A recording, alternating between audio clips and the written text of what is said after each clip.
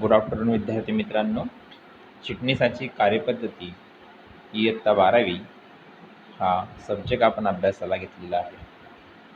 यामधील प्रकरण क्रमांक 1 संस्थात्मक वित्त व्यवस्थापनाची ओळख आपण अभ्यासत आहोत.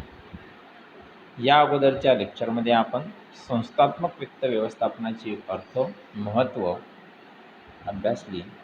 तर आजच्या व्हिडिओ लेक्चरमध्ये आपण भांडवलाची आवश्यकता या घटकांचा अभ्यास करणार आहोत. भांडवलाची आवश्यकता हा घटक आपण अभ्यासाला घेतलेला आहे. जेव्हा उद्योजक एखाद्या व्यावसायिक प्रकल्पाची कल्पना करतो, तेव्हा तो त्या कल्पनेच्या व्यावसायिक शक्यतांचा शोध घेऊ लागतो. म्हणजे व्यवसाय संघटनेची स्थापना झाल्यानंतर व प्रकल्पाच्या व्यवहार्यतेविषयी समाधानकारक उत्तर मिळाल्यानंतर उद्योजक व्यवसाय करण्यासाठी आवश्यक ते असलेले भांडवल, आपण त्याला निधी म्हणतो, किती मोठ्या प्रमाणात व कोणत्या स्वरूपात लागेल याबाबत निर्णय घेतो. यासाठी व्यवसाय संघटनेला वर्तमान व भविष्य काळातील व्यवसायाची वित्तीय आवश्यकता लक्षात घेऊन वित्तीय नियोजन तयार करावे लागते. प्रकल्पाच्या व्यवहार्यतेविषयी समाधानकारक उत्तर मिळाल्यानंतर तो उभारणीसाठी पावले उचलत असतो. पहिले व खूप महत्त्वाचे पाऊल म्हणजे व्यवसाय चालवण्यासाठी त्याला किती भांडवल आवश्यक आहे व तो कोणत्या स्वरूपात आवश्यक आहे याचा निर्णय अत्यंत काळजीपूर्वक घेणे महत्त्वाचे आहे. आपण जर आर्थिक नियोजनाचा मसुदा लक्षात घेतला तर सद्यस्थिती, भविष्यातील परिस्थिती यांचा विचार करावा लागतो. म्हणूनच भांडवलाच्या आवश्यकतेचे प्रमाण ठरविताना उद्योजकाला स्थिर भांडवल व खेळते भांडवल याची आवश्यकता विचारात घ्यावी लागते. एकूण भांडवलाच्या आवश्यकतेचा अंदाज करताना उद्योजकाला स्थिर भांडवलाची व खेळत्या भांडवलाची आवश्यकता विचारात घ्यावी लागते. त्यातलं पहिलं आहे त्यात आर्थिक नियोजन. आर्थिक नियोजन ही भांडवलाची गरज व उपलब्ध साधने यांच्याशी निगडीत आहे. पहिला मुद्दा आहे स्थिर भांडवल. त्याला आपण फिक्स कॅपिटल असे म्हणतो. एकूण भांडवलातील जो भाग, हिस्सा, जमीन व इमारत, यंत्रसंच व यंत्र उपकरणे इत्यादी स्थिर मालमत्तेमध्ये गुंतवला जातो किंवा जर आपण बघितलं की खरेदीसाठी वापरला जातो, त्या स्थिर भांडवल आपण असे म्हणतो. म्हणजे दीर्घ कालावधीसाठी वापरली जाणारी तसेच विक्रीच्या उद्देशानं न घेतलेली मालमत्ता खरेदी करण्यासाठी जे भांडवल लागते त्याला आपण स्थिर भांडवल असे म्हणत असतो.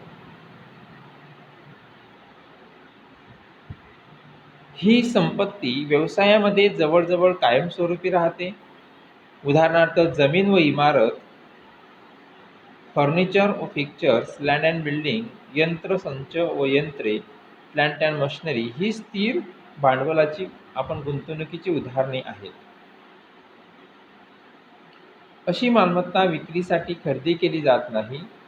स्थिर मालमत्ता भांडवल ही व्यवसायात दीर्घकाळ म्हणजेच कायमस्वरूपी राहते. कंपनीच्या अथवा व्यवसाय संस्थेच्या स्थापनेच्या वेळी स्थिर भांडवलाची अधिक आवश्यकता असते. व्यवस्थितरित्या जर आपण बघितलं की प्रस्थापित झालेल्या संस्थेला तिच्या आधुनिकीकरणासाठी, विकासासाठी, विस्तारासाठी व स्थिर मालमत्ता बदलवण्यासाठी तसेच व्यवसायाचे विविधीकरण करण्यासाठी स्थिर भांडवलाची आवश्यकता असते.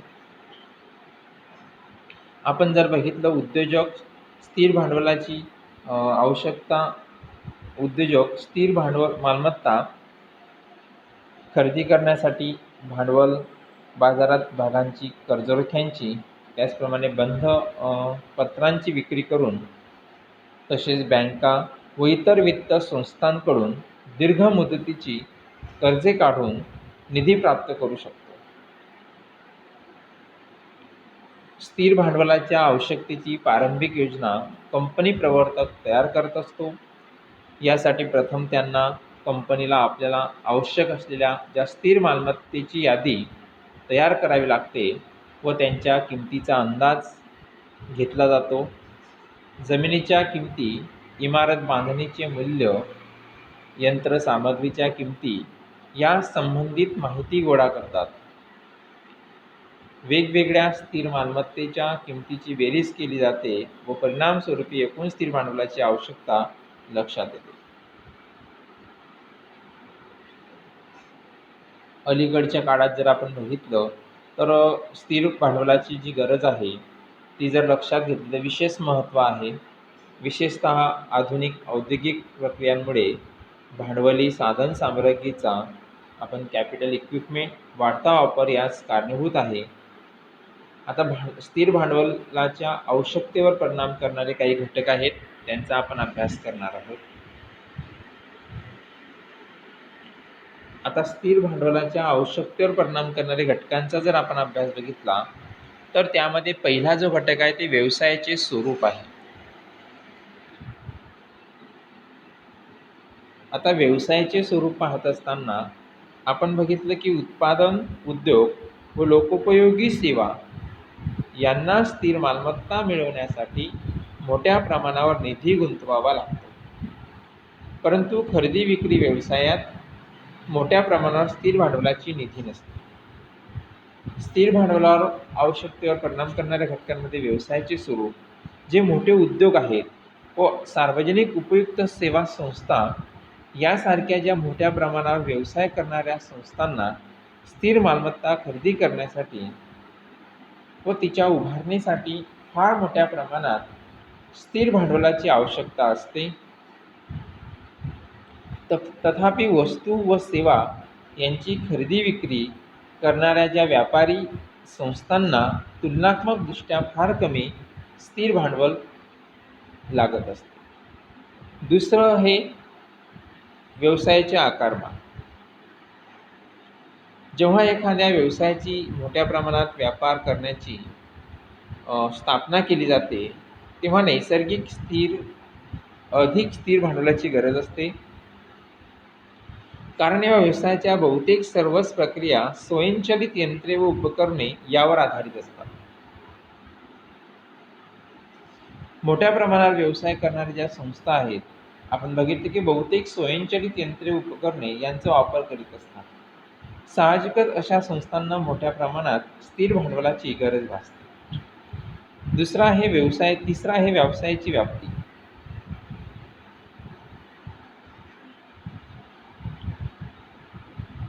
व्यवसायाची व्याप्ती पाहत असताना एखादी व्यावसायिक संस्था जेव्हा उत्पादन व वितरण अशा संपूर्ण कार्यासाठी स्थापन केली जाते तेव्हा अधिक प्रमाणात स्थिर भांडवलाची आवश्यकता असते. म्हणजे ज्या व्यवसाय संघटना मोठ्या प्रमाणावर वस्तू व सेवांचे उत्पादन करतात किंवा वितरण करण्यासाठी स्थापन झालेल्या असतात त्यांना आपण स्थिर भांडवल मोठ्या प्रमाणात आवश्यक असते. पुढचं आहे भाडेतत्वाचे प्रमाण, लीज बेस.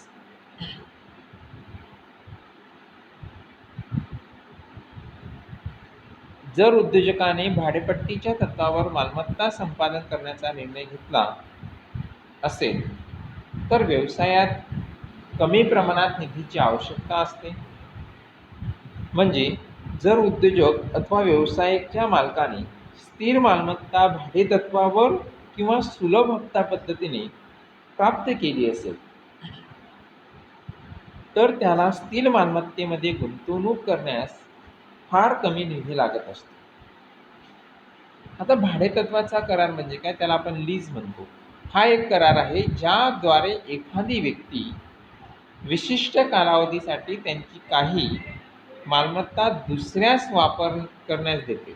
उदाहरणार्थ जमीन, इमारत, यंत्रे इत्यादी.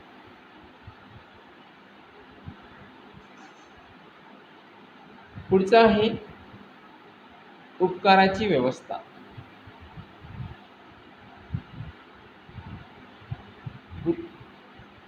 उत्पादनाच्या काही प्रक्रिया जर उद्योजकाने करार करून इतरांकडे सुपूर्द करण्याचा विचार केला असेल तर अशा प्रक्रिया पार पाडण्यासाठी किमान मालमत्तेची गरज असते.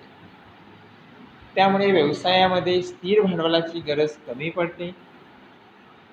आपण उपकाराची व्यवस्था म्हणजे सब कॉन्ट्रॅक्ट जर उद्योजकाने उत्पादन प्रक्रियेतील काही भाग तज्ज्ञ लोकांकडे उपकार म्हणून पूर्ण करण्यासाठी सोपवले असतील तर त्या उद्योजकाची स्थिर भांडवलाची गरज कमी राहते.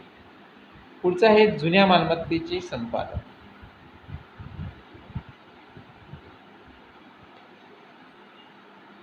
जुन्या मालमत्तेचे संपादन.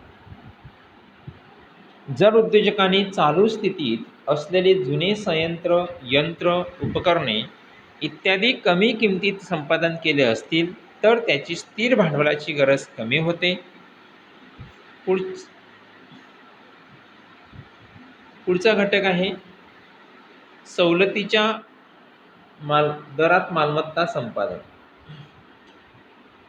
जेव्हा शासन प्रादेशिक पातळीवर विकास व विस्तार करताना उद्योजकांना सवलतीच्या दरात जमीन, बांधकाम इत्यादी देऊ करते, यंत्रसंच व साधन सामग्री देखील सुलभ हप्त्याच्या आधारावर उपलब्ध करून दिली जाते.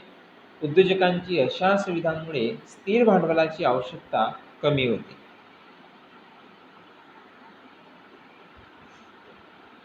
पुढचं आहे आंतरराष्ट्रीय स्थिती.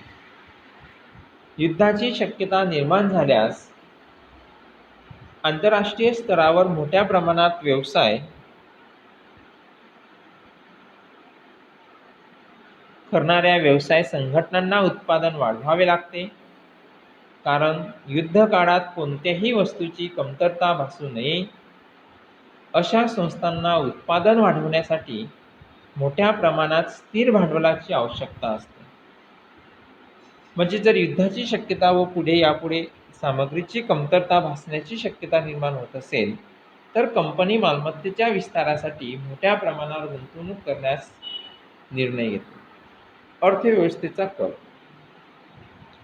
जर उद्योजकाला अथवा व्यवस्थापनाला आपला भविष्यकाळ उज्ज्वल असण्याची अपेक्षा असेल तर तो व्यवसायाच्या सर्व क्षेत्रातील कार्यांचा विस्तार करण्याचे ठरवतो.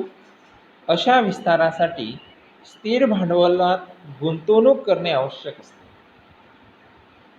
व त्याचा फायदा हा भविष्यकाळात होत असतो. पुढचा आहे लोकसंख्येचा कल. लोकसंख्या उच्च दराने वाढत असताना काही उत्पादकांना व्यवसायाच्या वाढीसाठी ही चांगली संधी असते. जेव्हा काही क्षेत्रांमध्ये लोकसंख्या वेगाने वाढत जाते तेव्हा काही उत्पादकांना आपला व्यवसाय वाढवण्यासाठी संधी प्राप्त होते. अशा उत्पादकांना स्थिर भांडवलाची जास्त गरज भासू लागते. उदाहरणार्थ इलेक्ट्रॉनिक वस्तूंचे उत्पादन करणारे उद्योग, ऑटोमोबाईल उद्योग, तयार कपड्यांचा व्यवसाय इत्यादी. पुढचा आहे ग्राहकांना प्राधान्य. व्यवसाय संघटनेच्या वस्तू व सेवा यांना योग्य व वाढती मागणी असेल तर त्या व्यवसाय संघटनेची विक्री वाढते व व्यवसायही वाढतो. अशा व्यवसाय संघटनांना स्थिर भांडवलाची गरज मोठ्या प्रमाणात भासू लागते. उदाहरणार्थ मोबाईल फोन, लॅपटॉप उत्पादने इत्यादी मोबाईल नेटवर्क प्रदाने आहेत. पुढचा आहे स्पर्धात्मक घटक.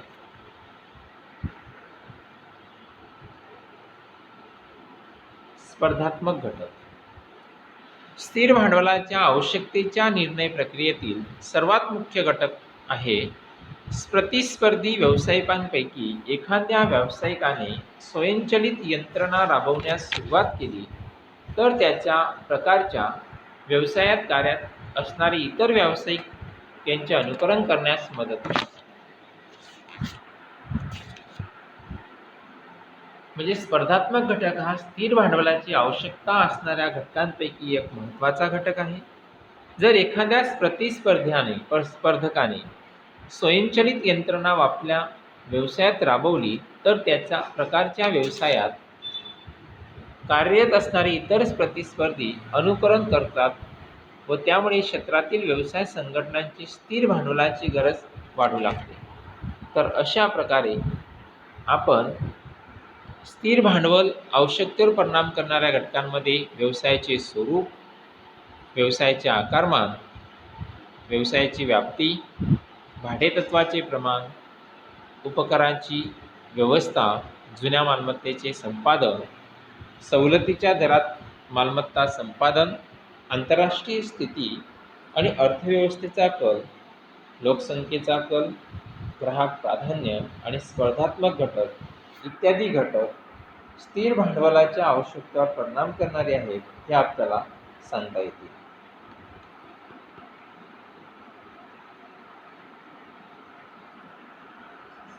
धन्यवाद.